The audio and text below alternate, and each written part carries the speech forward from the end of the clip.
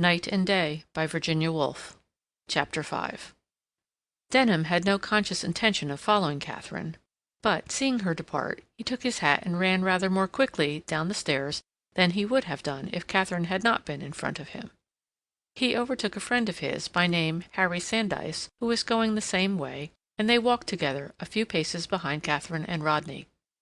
The night was very still, and on such nights, when the traffic thins away, the walker becomes conscious of the moon in the street, as if the curtains of the sky had been drawn apart and the heaven lay bare, as it does in the country. The air was softly cool, so that people who had been sitting talking in a crowd found it pleasant to walk a little before deciding to stop an omnibus, or encounter light again in an underground railway. Sandys, who was a barrister with a philosophic tendency, took out his pipe, lit it, murmured hum and ha, and was silent. The couple in front of them kept their distance accurately, and appeared, so far as Denham could judge by the way they turned towards each other, to be talking very constantly. He observed that when a pedestrian going the opposite way forced them to part, they came together again directly afterwards. Without intending to watch them, he never quite lost sight of the yellow scarf twisted round Katharine's head, or the light overcoat which made Rodney look fashionable among the crowd. At the Strand he supposed that they would separate, but instead they crossed the road and took their way down one of the narrow passages which led through ancient courts to the river. Among the crowd of people in the big thoroughfares, Rodney seemed merely to be lending Katharine his escort, but now, when passengers were rare and the footsteps of the couple were distinctly heard in the silence, Denham could not help picturing to himself some change in their conversation. The effect of the light and shadow, which seemed to increase their height, was to make them mysterious and significant, so that Denham had no feeling of irritation with Katharine, but rather a half-dreamy acquiescence in the course of the world. Yes, she did very well to dream about. But Sandys had suddenly begun to talk. He was a solitary man who had made his friends at college, and always addressed them as if they were still undergraduates arguing in his room, though many months or even years had passed in some cases between the last sentence and the present one. The method was a little singular, but very restful, for it seemed to ignore completely all accidents of human life and to span very deep abysses with a few simple words.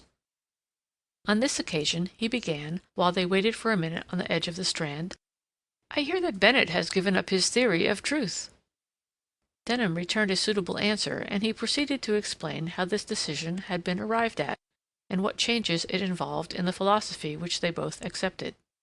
Meanwhile, Katharine and Rodney drew further ahead, and Denham kept, if that is the right expression for an involuntary action, one filament of his mind upon them, while with the rest of his intelligence he sought to understand what Sandys was saying. As they passed through the courts thus talking, Sandys laid the tip of his stick upon one of the stones forming a time-worn arch, and struck it meditatively 2 or 3 times in order to illustrate something very obscure about the complex nature of one's apprehension of facts. During the pause which this necessitated, Katharine and Rodney turned the corner and disappeared. For a moment Denham stopped involuntarily in his sentence, and continued it with a sense of having lost something. Unconscious that they were observed, Katharine and Rodney had come out on the embankment. When they had crossed the road, Rodney slapped his hand upon the stone parapet above the river and exclaimed, "I promise I won't say another word about it, Katharine, but do stop a minute and look at the moon upon the water." Katharine paused, looked up and down the river, and snuffed the air. "I'm sure one can smell the sea with the wind blowing this way," she said. They stood silent for a few moments while the river shifted in its bed, and the silver and red lights which were laid upon it were torn by the current and joined together again. Very far off up the river a steamer hooted with its hollow voice of unspeakable melancholy, as if from the heart of lonely, mist-shrouded voyagings. "Ah!" Rodney cried, striking his hand once more upon the balustrade. "Why can't one say how beautiful it all is? Why am I condemned for ever, Katharine, to feel what I can't express? And the things I can give there's no use in my giving. Trust me, Katharine," he added hastily, "I won't speak of it again. But in the presence of beauty, look at the iridescence round the moon. One feels, perhaps if you married me. I'm half a poet, you see, and I can't pretend not to feel what I do feel. If I could write, that would be another matter. I shouldn't bother you to marry me then, Katharine." He spoke these disconnected sentences rather abruptly, with his eyes alternately upon the moon and upon the stream. "But for me, I suppose you would recommend marriage?" said Katharine, with her eyes fixed on the moon. "Certainly I should. Not for you only, but for all women. Why, you're nothing at all without it. You're only half alive, using only half your faculties. You must feel that for yourself. That is why—" Here he stopped himself, and they began to walk slowly along the embankment, the moon fronting them. "With how sad steps she climbs the sky, how silently and with how wan a face," Rodney quoted. "I've been told a great many unpleasant things about myself to-night," Katharine stated, without attending to him. "Mr. Denham seems to think it is his mission to lecture me, though I hardly know him. By the way, William, you know him. Tell me, what is he like?" William drew a deep sigh. "We may lecture you until we're blue in the face." "Yes, but what's he like?"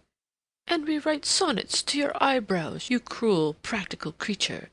Denham," he added, as Katharine remained silent, "a good fellow, I should think. He cares naturally for the right sort of things, I expect. But you mustn't marry him, though. He scolded you, did he? What did he say?" "What happens with Mr. Denham is this. He comes to tea. I do all I can to put him at his ease. He merely sits and scowls at me. Then I show him our manuscripts. At this he becomes really angry, and tells me I've no business to call myself a middle-class woman. So we part in a huff, and next time we meet, which was to-night, he walks straight up to me and says, 'Go to the devil!' That's the sort of behavior my mother complains of. I want to know, what does it mean?" She paused, and slackening her steps, looked at the lighted train drawing itself smoothly over Hungerford Bridge. "It means, I should say, that he finds you chilly and unsympathetic." Katharine laughed with round, separate notes of genuine amusement. "It's time I jumped into a cab and hid myself in my own house," she exclaimed. "Would your mother object to my being seen with you? No one could possibly recognize us, could they?" Rodney inquired with some solicitude. Katharine looked at him, and perceiving that his solicitude was genuine, she laughed again, but with an ironical note in her laughter. "You may laugh, Katharine, but I can tell you that if any of your friends saw us together at this time of night, they would talk about it, and I should find that very disagreeable. But why do you laugh?" "I don't know. Because you're such a queer mixture, I think. You're half poet and half old maid. I know I always seem to you highly ridiculous, but I can't help having inherited certain traditions and trying to put them into practice." "Nonsense, William. You may come of the oldest family in Devonshire, but that's no reason why you should mind being seen alone with me on the embankment. I'm 10 years older than you are, Katharine, and I know more of the world than you do." "Very well, leave me and go home." Rodney looked back over his shoulder and perceived that they were being followed at a short distance by a taxicab, which evidently awaited his summons. Katharine saw it too, and exclaimed, "Don't call that cab for me, William. I shall walk." "Nonsense, Katharine, you'll do nothing of the kind. It's nearly 12 o'clock, and we've walked too far as it is." Katharine laughed and walked on so quickly that both Rodney and the taxicab had to increase their pace to keep up with her. "Now, William," she said, "if people see me racing along the embankment like this, they will talk. You had far better say good night if you don't want people to talk." At this, William beckoned with a despotic gesture to the cab with one hand, and with the other he brought Katharine to a standstill. "Don't let the man see us struggling, for God's sake," he murmured. Katharine stood for a moment quite still. "There's more of the old maid in you than the poet," she observed briefly. William shut the door sharply, gave the address to the driver, and turned away, lifting his hat punctiliously high in farewell to the invisible lady. He looked back after the cab twice, suspiciously, half expecting that she would stop it and dismount. But it bore her swiftly on and was soon out of sight. William felt in the mood for a short soliloquy of indignation, for Katharine had contrived to exasperate him in more ways than one. "Of all the unreasonable, inconsiderate creatures I've ever known, she's the worst," he exclaimed to himself, striding back along the embankment. "Heaven forbid that I should ever make a fool of myself with her again. Why, I'd sooner marry the daughter of my landlady than Katharine Hilbery. She'd leave me not a moment's peace, and she'd never understand me, never, never, never." uttered aloud and with vehemence so that the stars of heaven might hear, for there was no human being at hand, these sentiments sounded satisfactorily irrefutable.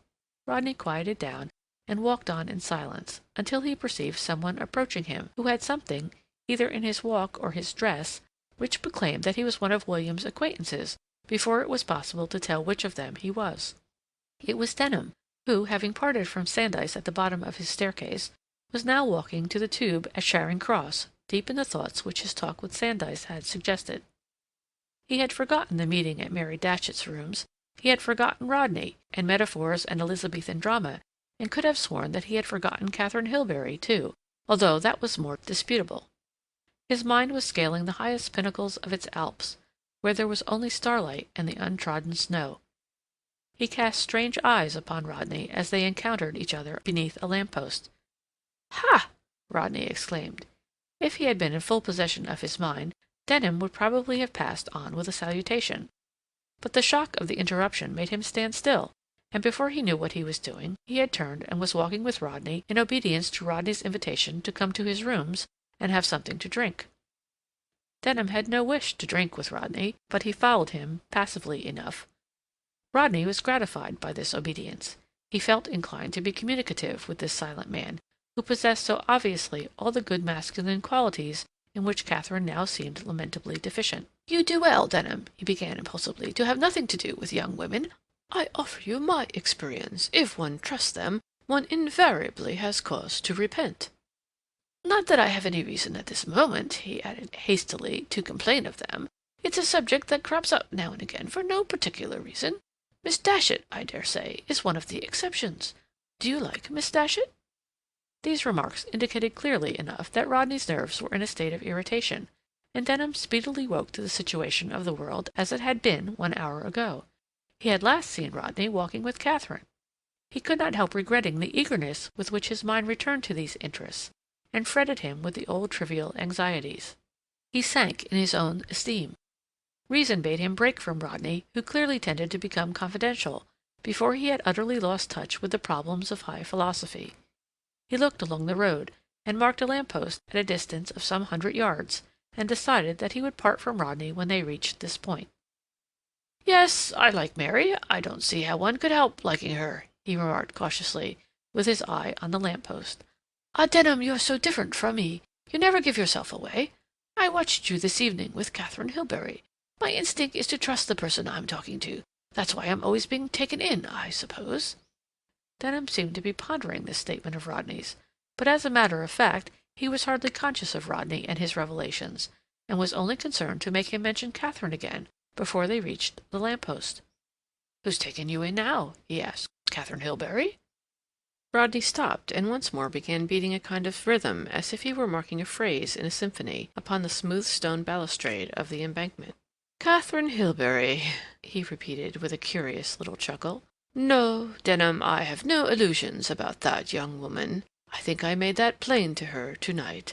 But don't run away with a false impression," he continued eagerly, turning and linking his arm through Denham's, as though to prevent him from escaping. And thus compelled, Denham passed the monitory lamp-post, to which, in passing, he breathed an excuse, for how could he break away when Rodney's arm was actually linked in his? "You must not think that I have any bitterness against her. Far from it. It's not altogether her fault, poor girl. She lives, you know, one of those odious, self-centered lives, at least I think them odious for a woman, feeding her wits upon everything, having control of everything, getting far too much her own way at home, spoiled, in a sense, feeling that every one is at her feet, and so not realizing how she hurts. That is, how rudely she behaves to people who haven't all her advantages. Still, to do her justice, she's no fool," he added, as if to warn Denham not to take any liberties. "She has taste. She has sense. She can understand you when you talk to her. But she's a woman, and there's an end of it," he added with another little chuckle, and dropped Denham's arm. "And did you tell her all this to-night?" Denham asked. "Oh, dear me, no. I should never think of telling Katharine the truth about herself. That wouldn't do at all. One has to be in an attitude of adoration in order to get on with Katharine. Now I've learnt that she's refused to marry him, why don't I go home?" Denham thought to himself. But he went on walking beside Rodney, and for a time they did not speak, though Rodney hummed snatches of a tune out of an opera by Mozart. A feeling of contempt and liking combine very naturally in the mind of one to whom another has just spoken unpremeditatedly, revealing rather more of his private feelings than he intended to reveal. Denham began to wonder what sort of person Rodney was, and at the same time Rodney began to think about Denham. "You're a slave like me, I suppose?" he asked. "A solicitor, yes." "I sometimes wonder why we don't chuck it. Why don't you emigrate, Denham? I should have thought that would suit you." "I've a family." "I'm often on the point of going myself, and I know I couldn't live without this." And he waved his hand towards the city of London, which wore, at this moment, the appearance of a town cut out of grey-blue cardboard and pasted flat against the sky, which was of a deeper blue. "There are one or two people I'm fond of, and there's a little good music and a few pictures now and then, just enough to keep one dangling about here. Ah, but I couldn't live with savages. Are you fond of books? Music? Pictures? Do you care at all for first editions? I've got a few nice things up here, things I pick up cheap, for I can't afford to give what they ask." They had reached a small court of high 18th-century houses, in one of which Rodney had his rooms. They climbed a very steep staircase, through whose uncurtained windows the moonlight fell, illuminating the banisters with their twisted pillars, and the piles of plates set on the window-sills, and jars half full of milk. Rodney's rooms were small, but the sitting-room window looked out into a courtyard with its flagged pavement and its single tree, and across to the flat red brick fronts of the opposite houses, which would not have surprised Dr. Johnson if he had come out of his grave for a turn in the moonlight. Rodney lit his lamp, pulled his curtains, offered Denham a chair, and flinging the manuscript of his paper on the Elizabethan use of metaphor onto the table, exclaimed, "Oh, dear me, what a waste of time! But it's over now, and so we may think no more about it." He then busied himself very dexterously in lighting a fire, producing glasses, whiskey, a cake, and cups and saucers. He put on a faded crimson dressing-gown and a pair of red slippers, and advanced to Denham with a tumbler in one hand and a well-burnished book in the other. "The Baskerville Congreve," said Rodney, offering it to his guest. "I couldn't read him in a cheap edition." When he was seen thus among his books and his valuables, amiably anxious to make his visitor comfortable, and moving about with something of the dexterity and grace of a Persian cat, Denham relaxed his critical attitude, and felt more at home with Rodney than he would have done with many men better known to him. Rodney's room was the room of a person who cherishes a great many personal tastes, guarding them from the rough blasts of the public with scrupulous attention. His papers and his books rose in jagged mounds on table and floor, round which he skirted with nervous care lest his dressing-gown might disarrange them ever so slightly. On a chair stood a stack of photographs of statues and pictures, which it was his habit to exhibit, one by one, for the space of a day or two. The books on his shelves were as orderly as regiments of soldiers, and the backs of them shone like so many bronze beetle wings, though if you took one from its place, you saw a shabbier volume behind it, since space was limited. An oval Venetian mirror stood above the fireplace, and reflected duskily in its spotted depths the faint yellow and crimson of a jarful of tulips which stood among the letters and pipes and cigarettes upon the mantelpiece. A small piano occupied a corner of the room, with the score of Don Giovanni open upon the bracket. "Well, Rodney," said Denham, as he filled his pipe and looked about him, "this is all very nice and comfortable." Rodney turned his head half round and smiled, with the pride of a proprietor, and then prevented himself from smiling. "Tolerable," he muttered. "But I dare say it's just as well that you have to earn your own living." "If you mean that I shouldn't do anything good with leisure if I had it, I dare say you're right, but I should be 10 times as happy with my whole day to spend it as I liked." "I doubt that," Denham replied. They sat silent, and the smoke from their pipes joined amicably in a blue vapor above their heads. "I should spend 3 hours every day reading Shakespeare," Rodney remarked, "and there's music and pictures, let alone the society of the people one likes." "You'd be bored to death in a year's time." "Oh, I grant you I should be bored if I did nothing, but I should write plays." "I should write plays," he repeated. "I've written 3/4 of one already, and I'm only waiting for a holiday to finish it. And it's not bad. No, some of it's really rather nice." The question arose in Denham's mind whether he should ask to see this play, as no doubt he was expected to do. He looked rather stealthily at Rodney, who was tapping the coal nervously with a poker, and quivering almost physically, so Denham thought, with desire to talk about this play of his, and vanity unrequited and urgent. He seemed very much at Denham's mercy, and Denham could not help liking him, partly on that account. "Well, will you let me see the play?" Denham asked, and Rodney looked immediately appeased, but, nevertheless, he sat silent for a moment, holding the poker perfectly upright in the air, regarding it with his rather prominent eyes, and opening his lips and shutting them again. "Do you really care for this kind of thing?" he asked at length, in a different tone of voice from that in which he had been speaking. And without waiting for an answer, he went on, rather querulously. "Very few people care for poetry. I dare say it bores you." "Perhaps," Denham remarked. "Well, I'll lend it to you," Rodney announced, putting down the poker. As he moved to fetch the play, Denham stretched a hand to the bookcase beside him, and took down the first volume which his fingers touched. It happened to be a small and very lovely edition of Sir Thomas Browne, containing the Urn Burial, the Hydriotaphia, and the Garden of Cyrus, and opening it at a passage which he knew very nearly by heart, Denham began to read, and for some time continued to read. Rodney resumed his seat, with his manuscript on his knee, and from time to time he glanced at Denham, and then joined his fingertips and crossed his thin legs over the fender, as if he experienced a good deal of pleasure. At length Denham shut the book, and stood, with his back to the fireplace, occasionally making an inarticulate humming sound which seemed to refer to Sir Thomas Browne. He put his hat on his head and stood over Rodney, who still lay stretched back in his chair, with his toes within the fender. "I shall look in again some time," Denham remarked, upon which Rodney held up his hand containing his manuscript, without saying anything except, "If you like." Denham took the manuscript and went.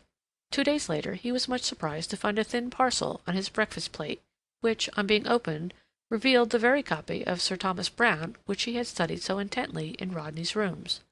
From sheer laziness he returned no thanks, but he thought of Rodney from time to time with interest, disconnecting him from Katharine, and meant to go round one evening and smoke a pipe with him. It pleased Rodney thus to give away whatever his friends genuinely admired. His library was constantly being diminished. End of Chapter 5.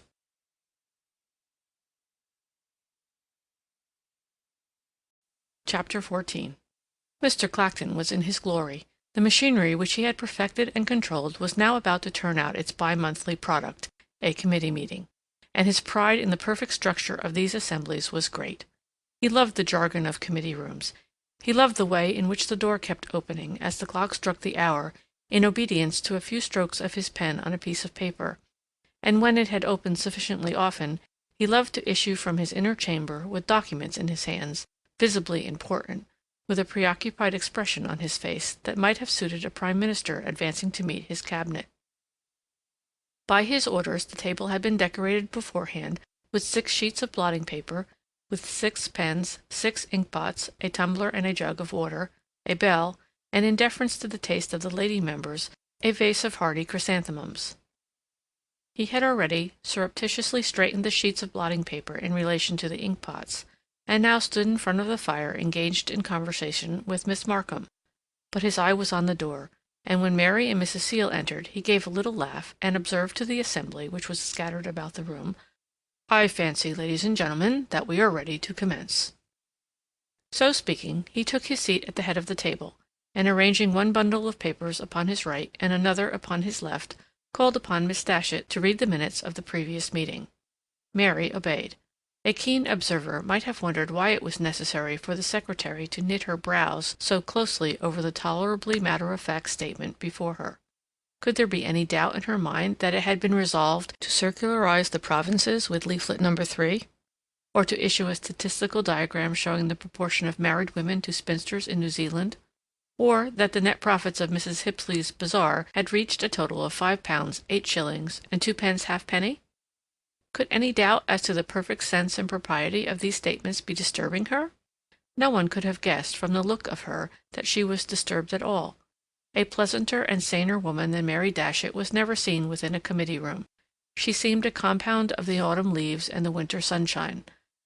Less poetically speaking, she showed both gentleness and strength, an indefinable promise of soft maternity blending with her evident fitness for honest labor. Nevertheless, she had great difficulty in reducing her mind to obedience, and her reading lacked conviction, as if, as was indeed the case, she had lost the power of visualizing what she read. and directly the list was completed, her mind floated to Lincoln's Inn Fields, and the fluttering wings of innumerable sparrows. Was Ralph still enticing the bald-headed cock sparrow to sit upon his hand? Had he succeeded? Would he ever succeed?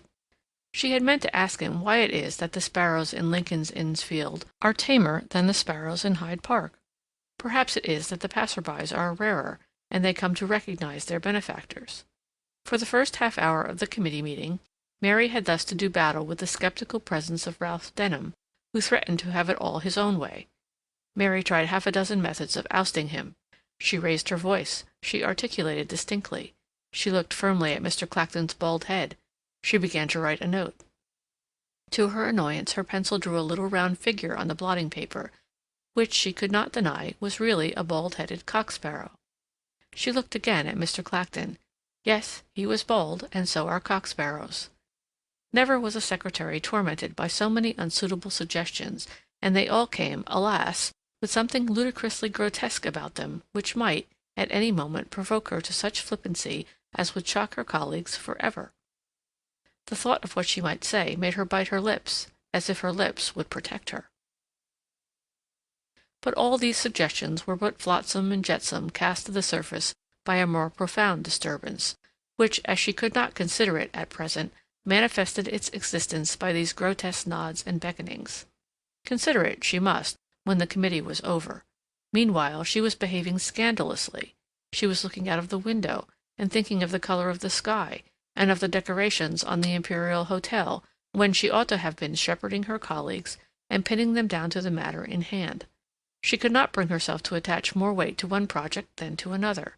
Ralph had said, she could not stop to consider what he had said, but he had somehow divested the proceedings of all reality. And then, without conscious effort, by some trick of the brain, she found herself becoming interested in some scheme for organizing a newspaper campaign. Certain articles were to be written. Certain editors approached. What line was it advisable to take? She found herself strongly disapproving of what Mr. Clacton was saying. She committed herself to the opinion that now was the time to strike hard. Directly she had said this, she felt that she had turned upon Ralph's ghost, and she became more and more in earnest, and anxious to bring the others round to her point of view. Once more she knew exactly and indisputably what is right and what is wrong. As if emerging from a mist, the old foes of the public good loomed ahead of her, capitalists, newspaper proprietors, anti-suffragists, and in some ways most pernicious of all, the masses who take no interest one way or another, among whom, for the time being, she certainly discerned the features of Ralph Denham. Indeed, when Miss Markham asked her to suggest the names of a few friends of hers, she expressed herself with unusual bitterness. "My friends think all this kind of thing useless." She felt that she was really saying that to Ralph himself. "Oh, they're that sort, are they?" said Miss Markham, with a little laugh, and with renewed vigor their legions charged the foe. Mary's spirits had been low when she entered the committee room, but now they were considerably improved. She knew the ways of this world. It was a shapely, orderly place. She felt convinced of its right and its wrong, and the feeling that she was fit to deal a heavy blow against her enemies warmed her heart and kindled her eye. In one of those flights of fancy, not characteristic of her but tiresomely frequent this afternoon, she envisaged herself battered with rotten eggs upon a platform, from which Ralph vainly begged her to descend. But "What do I matter compared with the cause?" she said, and so on. Much to her credit, however, teased by foolish fancies, she kept the surface of her brain moderate and vigilant, and subdued Mrs. Seal very tactfully, more than once, when she demanded "action, everywhere, at once," as became her father's daughter.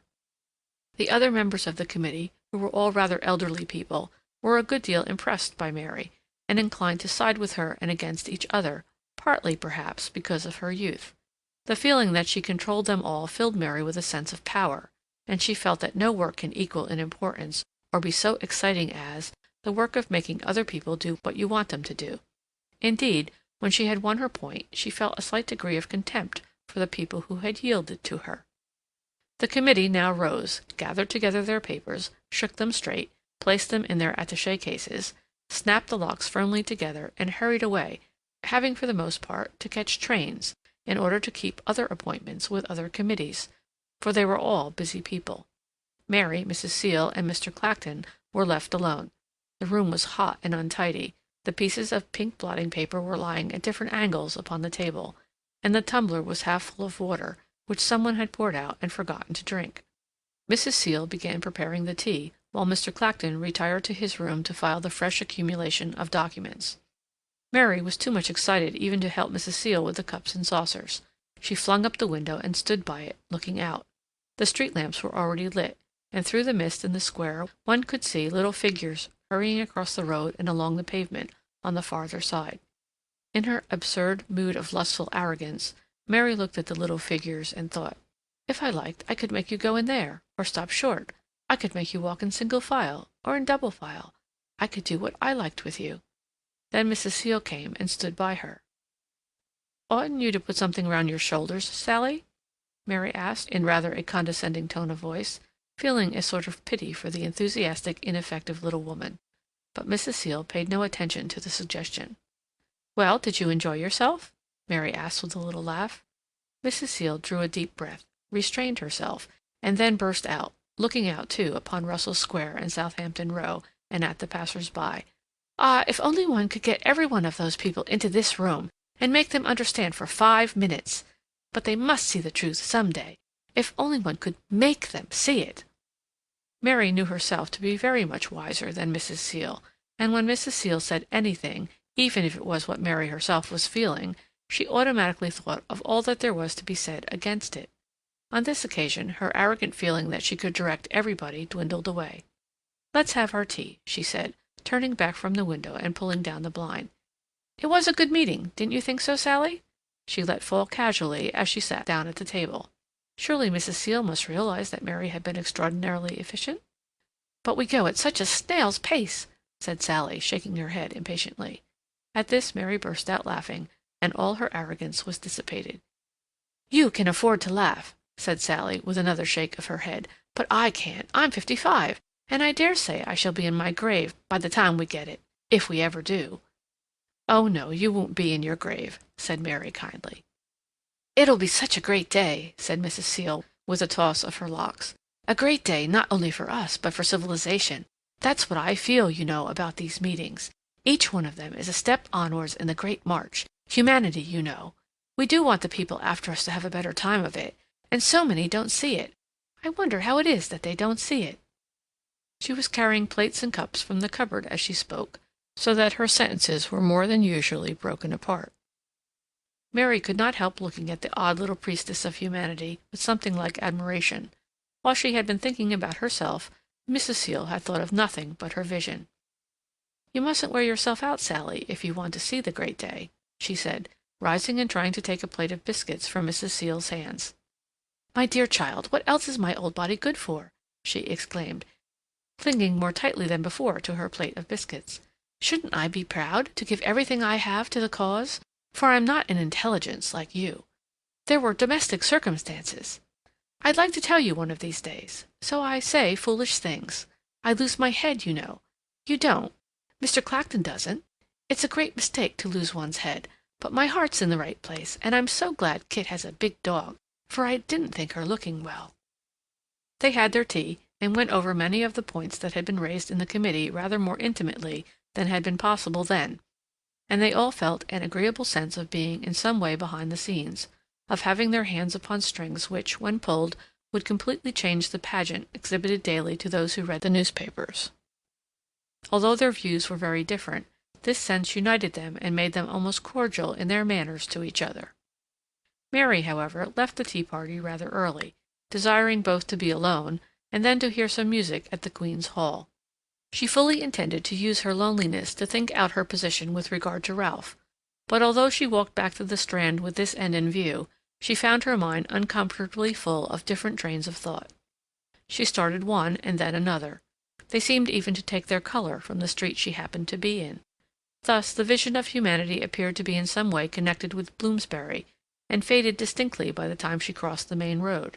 Then a belated organ-grinder in Holborn set her thoughts dancing incongruously, and by the time she was crossing the great misty square of Lincoln's Inn Fields, she was cold and depressed again, and horribly clear-sighted.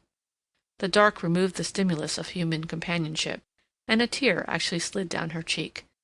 Accompanying a sudden conviction within her that she loved Ralph, and that he didn't love her. All dark and empty now was the path where they had walked that morning, and the sparrows silent in the bare trees. But the lights in her own building soon cheered her.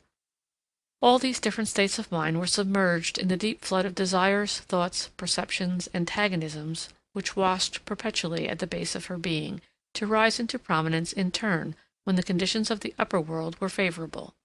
She put off the hour of clear thought until Christmas, saying to herself as she lit her fire that it is impossible to think anything out in London, and, no doubt, Ralph wouldn't come at Christmas, and she would take long walks into the heart of the country, and decide this question and all the others that puzzled her.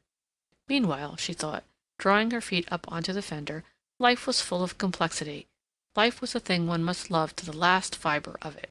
She had sat there for 5 minutes or so, and her thoughts had time to grow dim when there was a ring at her bell. Her eye brightened. She felt immediately convinced that Ralph had come to visit her. Accordingly, she waited a moment before opening the door. She wanted to feel her hand secure upon the reins of all the troublesome emotions which the sight of Ralph would certainly arouse. She composed herself unnecessarily, however, for she had to admit, not Ralph, but Katharine and William Rodney. Her first impression was that they were both extremely well dressed. She felt herself shabby and slovenly beside them, and did not know how she should entertain them, nor could she guess why they had come. She had heard nothing of their engagement. But after the first disappointment she was pleased, for she felt instantly that Katharine was a personality, and moreover she need not now exercise her self-control. "We were passing and saw a light in your window, so we came up," Katharine explained, standing and looking very tall and distinguished, and rather absent-minded. "We've been to see some pictures," said William. "Oh dear," he exclaimed, looking about him, "this room reminds me of one of the worst hours in my existence, when I read a paper and you all sat round and jeered at me. Katharine was the worst. I could feel her gloating over every mistake I made. Miss Datchet was kind. Miss Datchet just made it possible for me to get through, I remember." Sitting down, he drew off his light yellow gloves and began slapping his knees with them. His vitality was pleasant, Mary thought, although he made her laugh. The very look of him was inclined to make her laugh. His rather prominent eyes passed from one young woman to the other, and his lips perpetually formed words which remained unspoken. "We have been seeing old masters at the Grafton Gallery," said Katharine, apparently paying no attention to William, and accepting a cigarette which Mary offered her. She leant back in her chair, and the smoke which hung about her face seemed to withdraw her still further from the others. "Would you believe it, Miss Datchet?" William continued. "Katharine doesn't like Titian. She doesn't like apricots. She doesn't like peaches. She doesn't like green peas. She likes the Elgin marbles and grey days without any sun. She's a typical example of the cold northern nature. I come from Devonshire." Had they been quarreling, Mary wondered, and had they, for that reason, sought refuge in her room? Or were they engaged? Or had Katharine just refused him? She was completely baffled. Katharine now reappeared from her veil of smoke, knocked the ash from her cigarette into the fireplace, and looked, with an odd expression of solicitude, at the irritable man. "Perhaps, Mary," she said tentatively, "you wouldn't mind giving us some tea? We did try to get some, but the shop was so crowded, and in the next one there was a band playing, and most of the pictures, at any rate, were very dull, whatever you may say, William." She spoke with a kind of guarded gentleness. Mary, accordingly, retired to make preparations in the pantry. "What in the world are they after?" she asked of her own reflection in the little looking-glass which hung there. She was not left to doubt much longer, for, on coming back into the sitting-room with the tea things, Katharine informed her, apparently having been instructed so to do by William, of their engagement. "William," she said, "thinks that perhaps you don't know. We are going to be married." Mary found herself shaking William's hand and addressing her congratulations to him, as if Katharine were inaccessible. She had, indeed, taken hold of the tea-kettle. "Let me see," Katharine said. "One puts hot water into the cups first, doesn't one?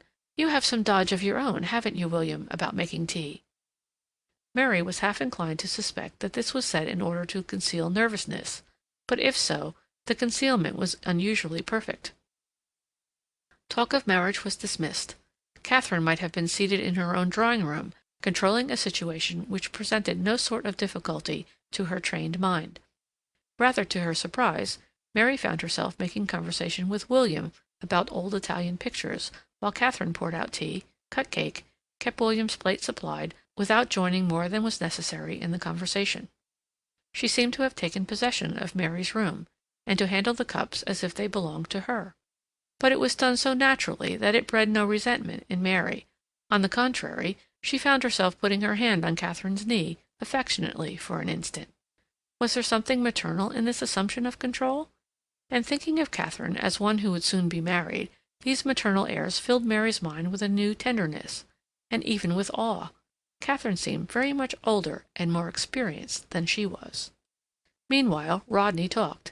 If his appearance was superficially against him, it had the advantage of making his solid merits something of a surprise. He had kept notebooks. He knew a great deal about pictures. He could compare different examples in different galleries, and his authoritative answers to intelligent questions gained not a little, Mary felt, from the smart taps which he dealt as he delivered them upon the lumps of coal. She was impressed. "Your tea, William," said Katharine gently.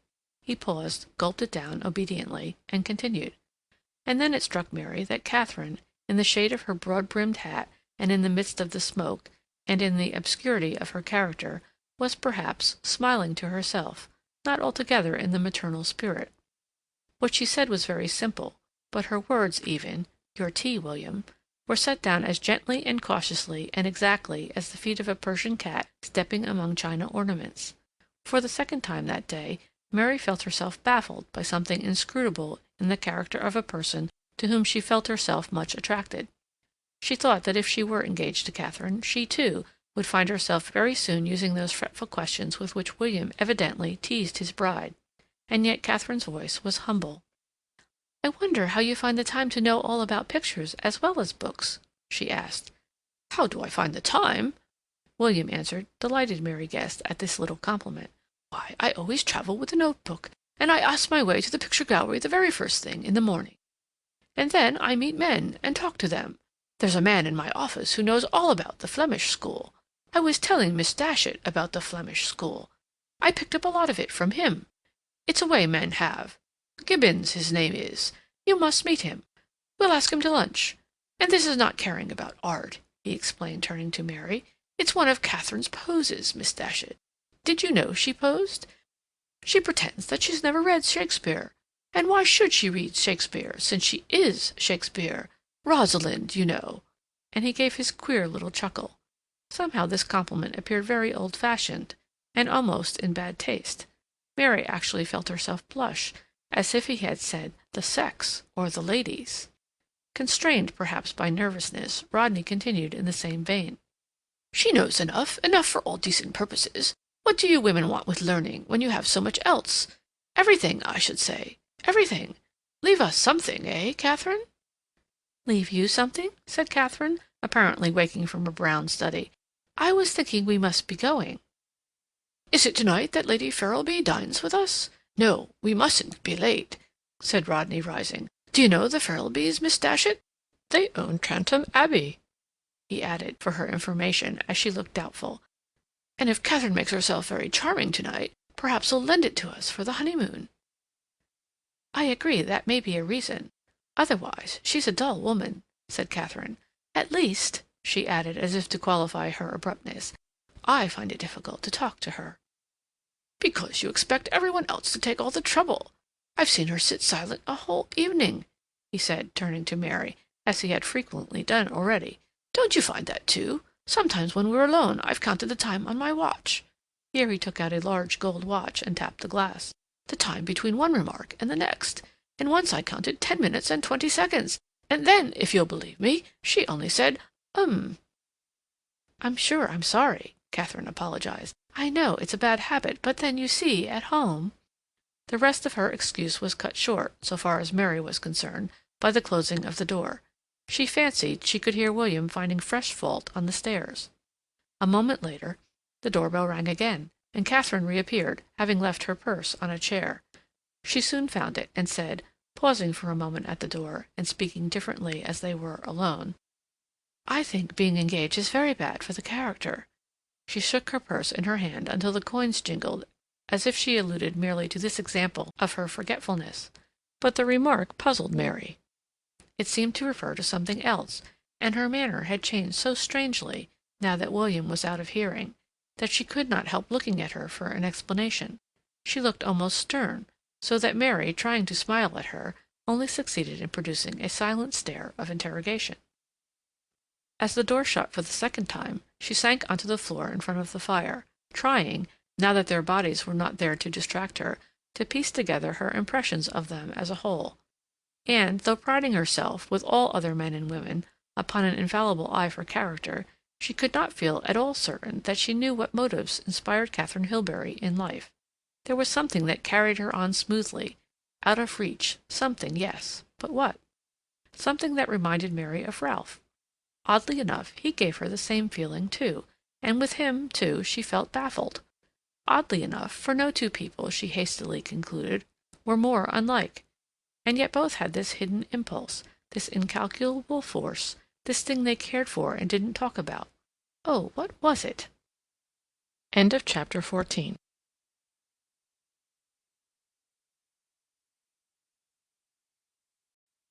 The village of Disham lies somewhere on the rolling piece of cultivated ground in the neighborhood of Lincoln, not so far inland that a sound, bringing rumors of the sea, can be heard on summer nights, or when the winter storms fling the waves upon the long beach.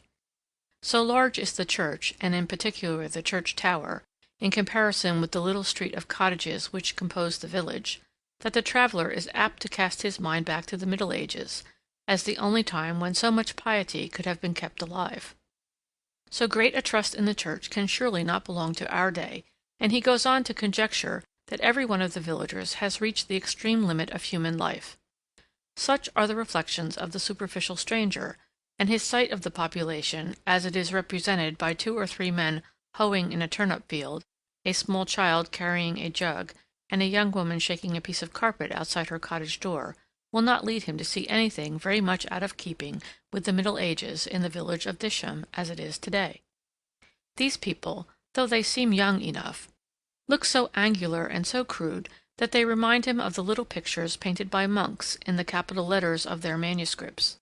He only half understands what they say, and speaks very loud and clearly, as though, indeed, his voice had to carry through 100 years or more before it reached them. He would have a far better chance of understanding some dweller in Paris or Rome, Berlin or Madrid, than these countrymen of his who have lived for the last 2000 years not 200 miles from the city of London. The rectory stands about half a mile beyond the village. It is a large house, and has been growing steadily for some centuries round the great kitchen, with its narrow red tiles, as the rector would point out to his guests on the first night of their arrival, taking his brass candlestick, and bidding them mind the steps up and the steps down, and notice the immense thickness of the walls, the old beams across the ceiling, the staircases as steep as ladders, and the attics, with their deep tent-like roofs, in which swallows bred, and once a white owl. But nothing very interesting or very beautiful had resulted from the different additions made by the different rectors. The house, however, was surrounded by a garden, in which the rector took considerable pride. The lawn which fronted the drawing-room windows was a rich and uniform green, unspotted by a single daisy, and on the other side of it 2 straight paths led past beds of tall standing flowers to a charming grassy walk, where the Reverend Wyndham Datchet would pace up and down at the same hour every morning, with a sundial to measure the time for him. As often as not he carried a book in his hand, into which he would glance, then shut it up, and repeat the rest of the ode from memory. He had most of Horace by heart, and had got into the habit of connecting this particular walk with certain odes which he repeated duly, at the same time noting the condition of his flowers, and stooping now and again to pick any that were withered or overblown. On wet days, such was the power of habit over him, he rose from his chair at the same hour, and paced his study for the same length of time, pausing now and then to straighten some book in the bookcase, or alter the position of the 2 brass crucifixes standing upon cairns of serpentine stone upon the mantelpiece. His children had a great respect for him, credited him with far more learning than he actually possessed, and saw that his habits were not interfered with, if possible. Like most people who do things methodically, the rector himself had more strength of purpose and power of self-sacrifice than of intellect or of originality. On cold and windy nights he rode off to visit sick people who might need him without a murmur, and by virtue of doing dull duties punctually, he was much employed upon committees and local boards and councils, and at this period of his life (he was 68) he was beginning to be commiserated by tender old ladies for the extreme leanness of his person, which, they said, was worn out upon the roads when it should have been resting before a comfortable fire. His elder daughter, Elizabeth, lived with him and managed the house, and already much resembled him in dry sincerity and methodical habit of mind. Of the two sons, one, Richard, was an estate agent, the other, Christopher, was reading for the bar. At Christmas, naturally, they met together, and for a month past the arrangement of the Christmas week had been much in the mind of mistress and maid, who prided themselves every year more confidently upon the excellence of their equipment.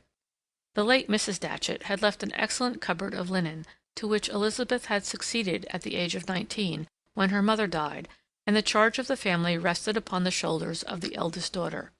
She kept a fine flock of yellow chickens, sketched a little, certain rose trees in the garden were committed specially to her care, and what with the care of the house, the care of the chickens, and the care of the poor, she scarcely knew what it was to have an idle minute. An extreme rectitude of mind, rather than any gift, gave her weight in the family. When Mary wrote to say that she had asked Ralph Denham to stay with them, she added, out of deference to Elizabeth's character, that he was very nice, though rather queer, and had been overworking himself in London. No doubt Elizabeth would conclude that Ralph was in love with her, but there could be no doubt either that not a word of this would be spoken by either of them, unless, indeed, some catastrophe made mention of it unavoidable. Mary went down to Disham without knowing whether Ralph intended to come, but 2 or 3 days before Christmas she received a telegram from Ralph, asking her to take a room for him in the village. This was followed by a letter explaining that he hoped he might have his meals with them, but quiet, essential for his work, made it necessary to sleep out. Mary was walking in the garden with Elizabeth and inspecting the roses when the letter arrived. "But that's absurd," said Elizabeth decidedly when the plan was explained to her. "There are 5 spare rooms, even when the boys are here. Besides, he wouldn't get a room in the village, and he oughtn't to work if he's overworked." But perhaps he doesn't want to see so much of us, Mary thought to herself, although outwardly she assented and felt grateful to Elizabeth for supporting her in what was, of course, her desire. They were cutting roses at the time, and laying them head by head in a shallow basket. If Ralph were here, he'd find this very dull, Mary thought, with a little shiver of irritation, which led her to place her rose the wrong way in the basket. Meanwhile, they had come to the end of the path, and while Elizabeth straightened some flowers and made them stand upright with their fence of string, Mary looked at her father, who was pacing up and down, with his hand behind his back and his head bowed in meditation. Obeying an impulse which sprang from some desire to interrupt this methodical marching, Mary stepped onto the grass walk and put her hand on his arm. "A flower for your buttonhole, father," she said, presenting a rose. "Eh, dear?" said Mr. Datchet, taking the flower and holding it at an angle which suited his bad eyesight, without pausing in his walk. "Where does this fellow come from? One of Elizabeth's roses? I hope you asked her leave." "Elizabeth doesn't like having her roses picked without her leave. And quite right, too." He had a habit, Mary remarked, and she had never noticed it so clearly before, of letting his sentences tail away in a continuous murmur, whereupon he passed into a state of abstraction, presumed by his children to indicate some train of thought too profound for utterance. "What?" said Mary, interrupting for the first time in her life, perhaps, when the murmur ceased. He made no reply. She knew very well that he wished to be left alone, but she stuck to his side much as she might have stuck to some sleep-walker, whom she thought it right gradually to awaken. She could think of nothing to rouse him with except, "The garden's looking very nice, father." "Yes, yes, yes," said Mr. Datchet, running his words together in the same abstracted manner, and sinking his head yet lower upon his breast.